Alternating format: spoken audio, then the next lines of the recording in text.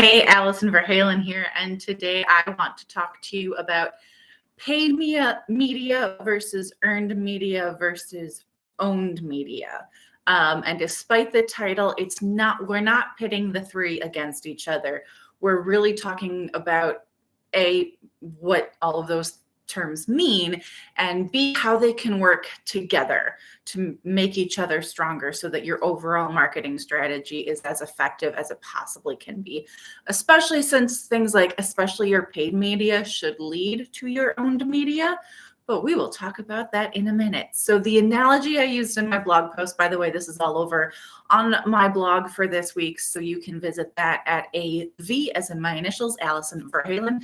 So that is avwritingservices.com/blog. If you are seeing this now or shortly after I am releasing this video, it should be at the top of the blog post. If you're watching this video a little bit later, you might have to scroll down a little bit or just use the search function on my blog page to look.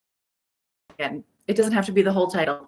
Paid media or earned media or owned media should get you this blog post. So it's also in the link. The link is in the description of this video. So super easy way to get there. So the analogy that I used in the blog post is kind of like getting into a club, right? So paid media is when you pay off the bouncer to skip the line and get into the club, right? No one likes those people because they're privileged and they didn't earn their way in. They just threw someone a few bucks, used money to solve that problem for themselves and got in the door. Advertising can be very much the same way, right? Not always, but usually when people see that ad, and they do see it, whether it's on social media, it could be a social media ad. They see that little sponsored thing. It could be a TV ad or a podcast ad. Personally, I mute TV ads. I don't look at them. I skip over the podcast ads. I just hit that the fast forward button, and I skip over them. So there are a lot of people who don't pay attention to those ads. And again, online, you see that sponsored on social media, you see that ad on Google results, and people tend to skip over them most of the time. Sometimes people are looking to buy something, which is when it can be really beneficial to have that ad. So yes, paid media can work. Just be really strategic, because on the one hand, people are less trustful of those, but on the other hand, sometimes people are looking to buy stuff, right? And because you're paying for the exposure, you need to get a return on that investment. But at the same time, it can be harder to get a return on that investment because people are less trustful. So it's kind of a catch-22. It doesn't mean paid media does not work. It just means you need to be extra strategic. So my way to get around that, and I know not everyone does this, but I always try to target those keywords for later stages in the buyer journey. When someone is looking for a particular product or service, they're looking for what is the best such and such, who provides this service in my area to people just like me, right? Those are the keywords that I want to target in an ad, because those are the people who are willing to buy, they're almost ready to buy, they're very seriously considering buying, right? Rather than the people who are like, what is this thing? How is this different from this thing, right? This video is a great example, right? Of paid media versus earned versus owned. What's the difference? What does it all mean, right? I'm guessing a lot of you watching this are not thinking, unless you've been following me for a while. I know there are some of you out there, but you're probably not thinking about hiring me right now. This is an early stage piece of content. That said, I have seen people create ads that are targeted for people in that informational area section of the buyer journey. So there's nothing wrong with that, because if you do manage to get those people to click through and read your content, and you manage to earn some trust with them, then you can lead them through the entire buyer journey and turn them into a customer. But again, realize that that's going to take a while. It's not going to be an overnight unless you're selling a product that they need or is super inexpensive, and there's not a whole lot of risk for them to go, yeah, sure, I'll try this, and they click a button and they buy. For the blog posts, the informational stuff, if you're in the B2B industry or professional services industry, it's going to take a little bit longer. That buyer journey is significantly longer. So be prepared for that. So that's why I tend to target those later stage keywords in my paid media. So that is my tip for you. But again, feel free to play around, see what works for you, see what doesn't.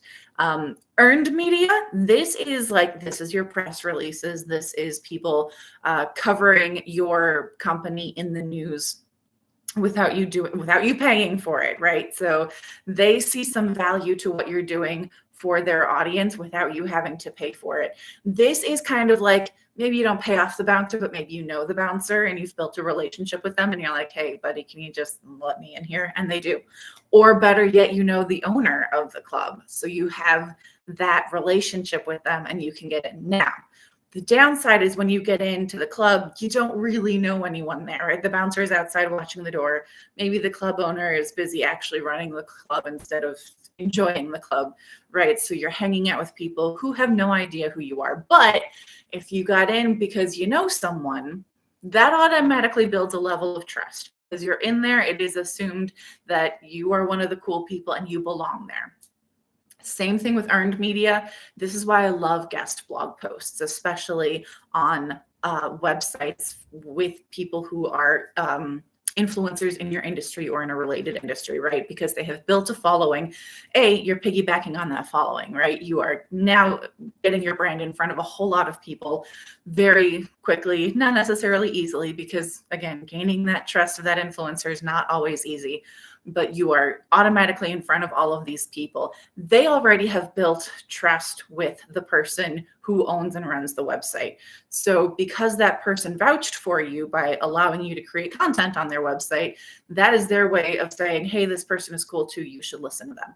Now they already have a certain amount of liking and trusting you because you have this buy-in from someone that they already know, like, and trust. Now they just have to get to know you. So that's a lot easier. Again, press releases, news coverage. News coverage can also be excellent for SEO. I have seen this work out really well.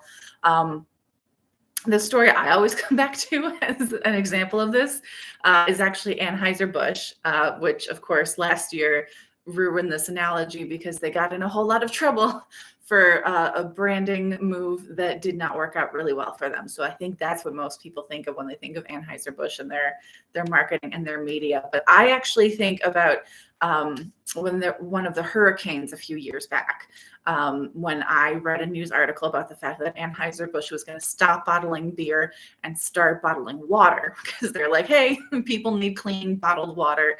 We just happen to have a whole bunch of factories where all we do is bottle liquids. So maybe instead of bottling beer, we bottle water and we send that to people in these distressed areas who really need it. That made me like them a whole lot more. Now, I don't drink Budweiser. I don't like the taste of Budweiser. I'm never going to drink Budweiser. But reading that story almost made me want to buy some Budweiser just because I really like what they're doing as a company. And they did not pay for that.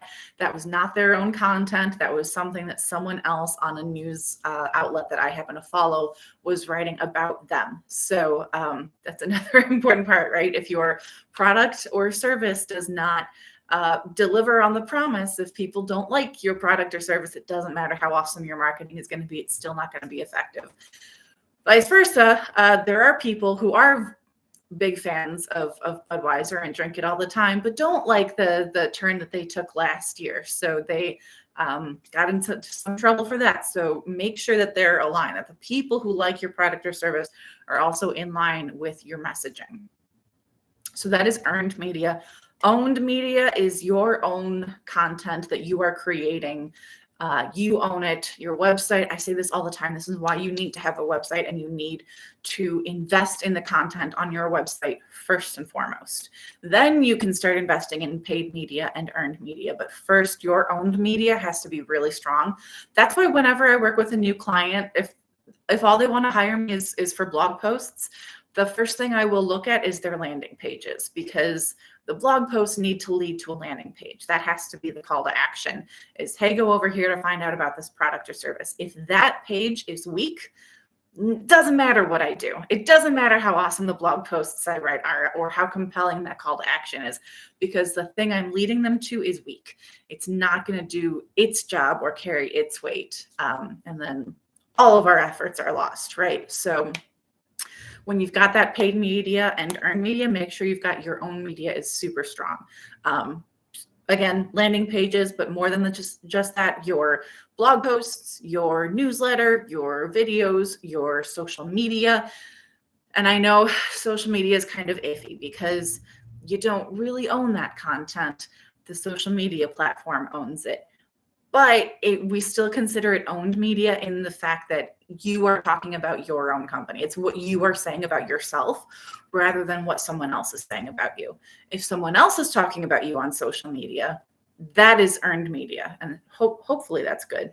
Hopefully they're saying good things, but that's the downside to earned media is you cannot ever really control what they're going to say about you.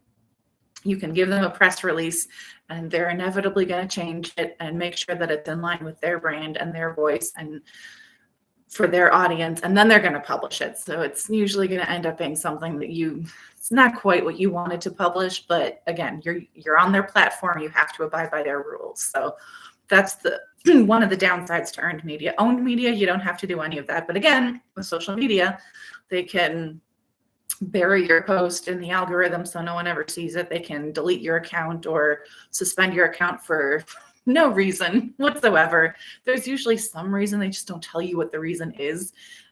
So again, I love social media. I'm not saying don't use social media. I'm saying don't rely on social media. Make sure you are building that audience and leading them to your website and onto your newsletter, because again, your newsletter is content you own. People said, yes, I want to get updates from you. Here's my email address. Please keep me informed. Keep them informed. Don't then be like, oh, I don't want to bother them. You're not bothering them if they ask to get updates from you. If you're sending multiple newsletters a day, yeah, that's pretty spammy. Don't do that. Once a day, yeah, it's pushing it, unless they specifically ask for something that they know comes every day. I send mine once a week. I don't think I've ever gotten a complaint that I send people too many newsletters. It's enough to keep people informed. They're up to date on what I'm doing. They get tips every week. They know who I am, right? No one's going, who's this AV Writing Services? Who's this Allison Verhalen? They go, oh yeah, it's that email. So make sure that you take advantage of that. And if you are using something like Constant Contact or MailChimp or whatever your email platform is, they are giving, it might feel like they own it rather than you own it, but that's not true. You own it. They are giving you their email address through MailChimp or Constant Contact or whatever service you use. You can and absolutely should export all of those emails on a regular basis. So if anything happens to that email platform, you still have all of those email addresses because again, they were given to you, not someone else. So export them regularly, make sure you have them stored somewhere else so that you do not lose that valuable information. That is it. That is everything that I have for you today on paid media versus earned media versus owned media. If you have any other questions, please do reach out to me. Again, my website is AV, as in my initials, Allison Verhalen. That is avwritingservices.com. And you can reach me directly at info@avwritingservices.com. That's it. Have a great week and happy blogging, everyone.